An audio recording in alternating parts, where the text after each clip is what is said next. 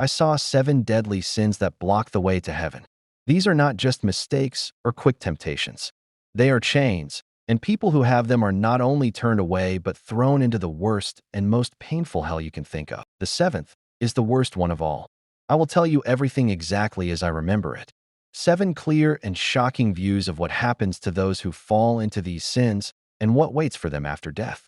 Listen, dear children, there are sins that my word calls a direct attack on the Father's holiness. Among these, sexual sins have a very serious place. Since old times, these sins have brought God's punishment so bad that whole cities like Sodom and Gomorrah were burned with fire, families broken apart, and nations destroyed. Yet even now, in this hell vision, I see souls making the same mistakes, ignoring the warnings of my word. I ask you, what in my truth counts as a sexual sin? Is every relationship outside the holy bond of marriage wrong in the Father's eyes? Is there one sin among them that is worse than the others? In this strange vision where eternal fire burns and souls cry in pain, I show you 6 sexual sins that will lead you to hell if you do not turn away from them. Then he showed me a terrible vision. Look at the shadows of souls damned for sex outside marriage. They walk in a place of pain and sadness, trapped by the choices that led them away from truth. In today's world, this wrong has spread like hidden poison, getting into hearts and minds and twisting the blessing that the Father gave us. Sex is not a game or pleasure without results. It is a holy bond, an agreement sealed in marriage between a man and a woman, as God ordered from the start of creation. So a man will leave his father and mother and be joined to his wife, and the two will become one flesh. Genesis 2, verse 24. But what happens when this gift is made dirty? When closeness, meant to show God's love, is turned into an act without promise, empty and corrupt? The results flow like a wild river, washing over everything. Shallow relationships, broken hearts, promises that are broken, lies, and false hopes are everywhere. Souls tie themselves together without understanding how serious their actions are. They are chained by invisible bonds that pull them farther from truth. Unwanted babies, diseases, breakups, all are the bitter fruit of a seed planted in the dry ground of sin. But the biggest damage cannot be seen with the eye. It is cut into the heart. The more a person does these sexual sins, the harder their spirit becomes, the farther their soul moves from the Father's voice.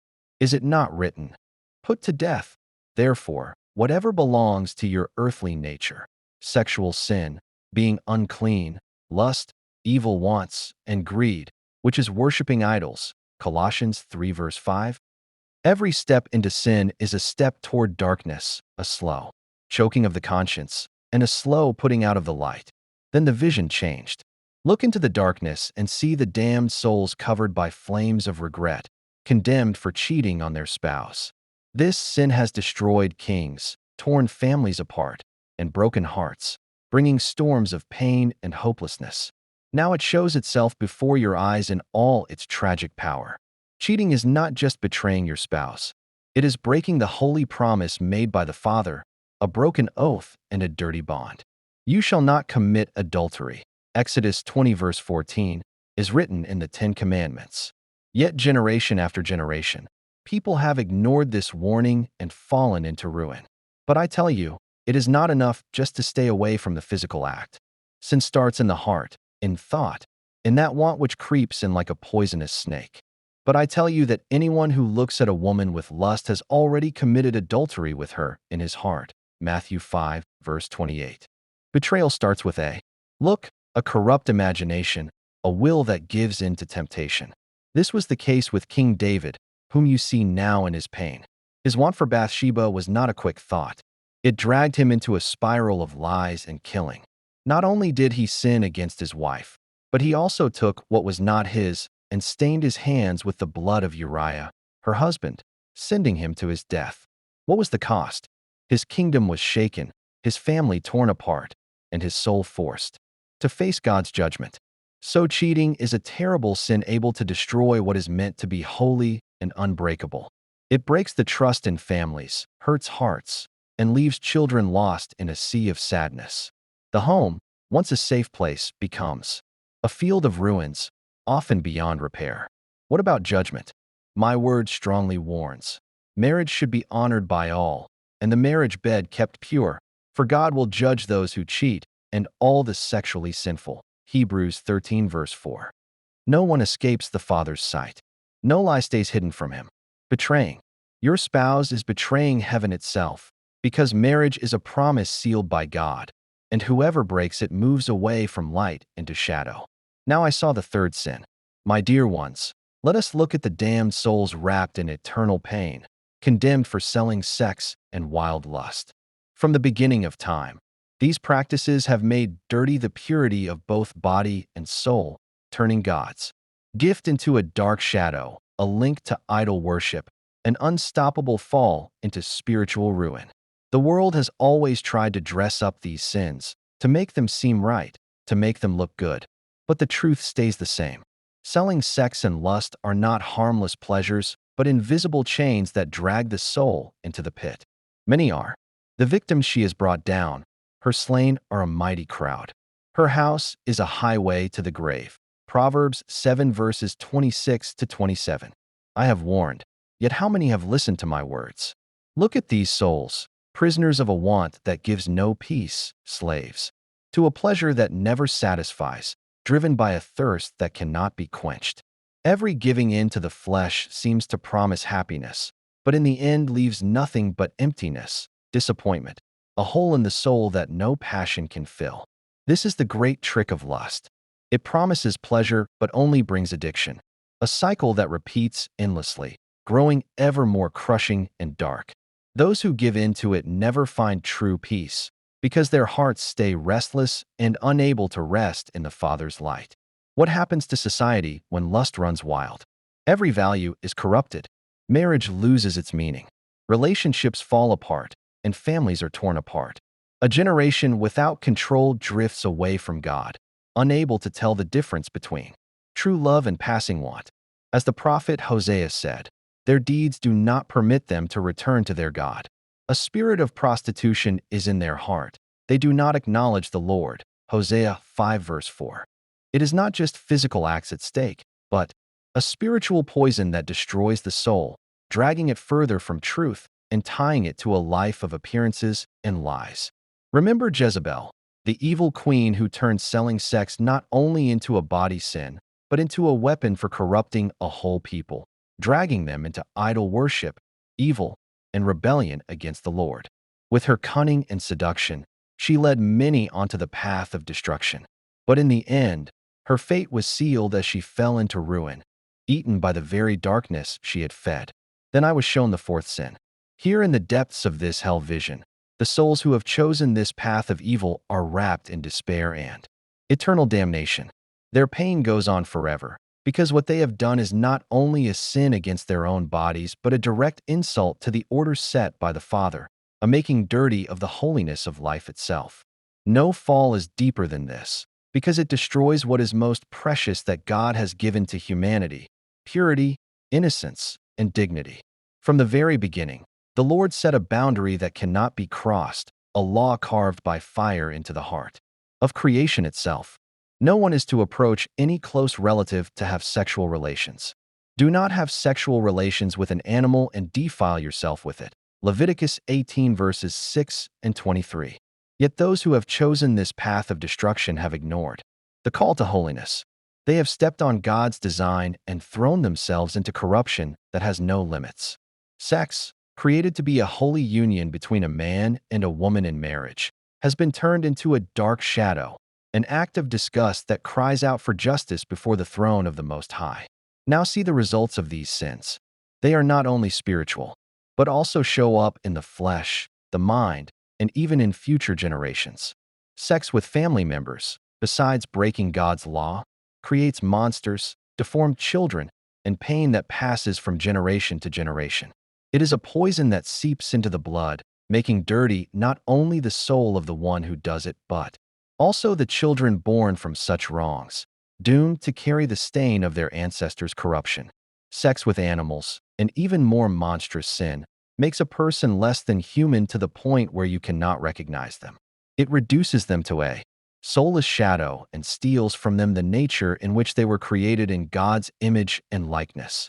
Those who give in to such acts tie themselves to unclean forces, moving themselves away from light forever, and exposing themselves not only to physical diseases, but to spiritual corruption that eats them from the inside. Then the vision changed. Once more, in the eternal pain of hell, see the damned souls who have chosen the path of sodomy, a practice that turns upside down the natural order set by the Father. Since the days of Sodom and Gomorrah, rebelling against God's design has led to ruin and destruction, because those cities were burned with fire because of their corruption. The Holy Scriptures tell of the condemnation of such acts. Because of this, God gave them over to shameful lusts. Even their women exchanged natural sexual relations for unnatural ones. In the same way, the men also abandoned natural relations with women and were inflamed with lust for one another. Men committed shameful acts with other men and received in themselves the due penalty for their error. Romans 1 verses 26 to 27. This happened because men and women, turning away from light, gave themselves to relationships against their very nature. In this otherworldly vision, the souls of those who practice sodomy appear as pained figures, robbed of the peace that only truth can give. They were fooled by a lie that twisted the gift of sexuality, a gift the Father saved for the holy union between a man and a woman. Sodomy is not just a physical act. It is a rebellion against God's order, a twisting that puts out the soul's light and separates it from the Father's grace. Why is it so terrible? Because it is an attack on the divine order which has made holy the closeness within the bonds of marriage. It darkens the heart, separating the soul from communion with God and trapping it in sin. Just when I thought I had seen everything, the vision changed again. In this hell vision, see the damned souls, dragged into the pit for choosing the path of group, sex, and body sin. In their crazy chase for wild pleasure, they have rejected the orders set by the Father, turning the holy gift of sexuality into a chaotic celebration of the flesh. Sex, meant to be experienced in the holiness of marriage, has been made dirty, reduced to a feast of lust empty of love and meaning. Now look at these lost souls, prisoners of a want that cannot be satisfied, marked for eternity. They have made dirty the holiness of closeness, corrupting God's gift and replacing purity with chaos. Their hearts have grown hard, their souls darkened, and in their crazy race for pleasure, they have lost the light of grace, rejecting the gift of salvation. The Holy Scriptures warn those who give themselves to a life of wild lust. Do not be deceived. God cannot be mocked. A man reaps what he sows. Whoever sows to please their flesh, from the flesh will reap destruction. Whoever sows to please the Spirit, from the Spirit will reap eternal life. Galatians 6 verses 7 to 8. And so these souls fall into eternal damnation, trapped by the results of their choices. Then I saw the final of the sexual sins, and I believe it is the one that shocked me the most. In this hell vision, let us turn our eyes to one of the most terrible, disgusting things in the Father's eyes: sexual violence and using others. Here lie the souls of those who force their will with cruelty, breaking lives, making dirty the holiness of the body, and forever staining their own souls. No sin cries out to heaven more loudly than this, because it steps on human dignity, breaks the law of love, and plants endless pain. See the pain of those who have hurt the holy body created in God's image with brutal cruelty. They have used their fellow beings to satisfy their sinful wants, betraying the promise of respect and love that the Father meant to set up among people. Sexual violence is not just a crime against the flesh. It is a spiritual wound that tears at both the victim's heart and the one who does it, bringing destruction and despair. Nothing is more devastating than the loss of trust, the stealing of innocence, and the invisible scars that go beyond our earthly time. What will be the fate of those who have chosen this dark path? The Scriptures warn strongly, if anyone causes one of these little ones, those who believe in me, to stumble, it would be better for them to have a large millstone hung around their neck and to be drowned in the depths of the sea. Matthew 18 verse 6. Those who have made dirty the gift of life and love have cut themselves off from the Father's mercy, condemning their souls to eternal pain, forever separated from the light of salvation. My children, as I lead you through these otherworldly visions, My greatest want is that you understand the depth of the message I have shown. These are not just words or simple warnings. They are windows into eternal reality, showings of the fate that waits for those who reject the path of light and choose to live in sin. Every soul carries the weight of its own choices in its heart. Every act, every want, every compromise with sin has results. And yet there is a way out, a chance, a deed that can change the eternal destiny of anyone. Sincere turning away from sin. There is no sin so great that the Father cannot forgive it. There is no soul so dark that it cannot be cleaned and made pure. Even now, while evil tries to choke your spirit and the world pushes you away from holiness, my love still calls you. My forgiveness is still available, and salvation stays within reach. I tell you, the time for turning away from sin is now.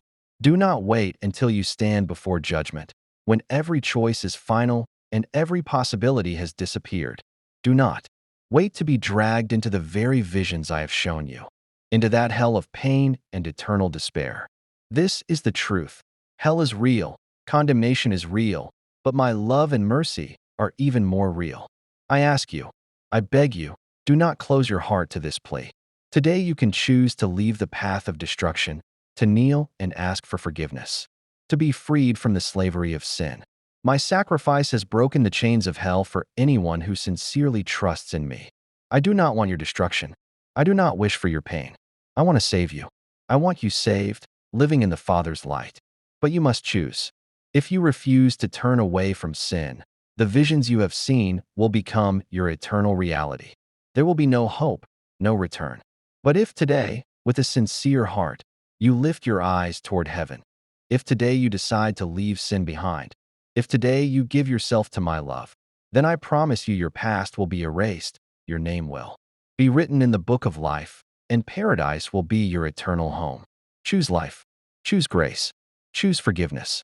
Turn away from sin and you will be saved.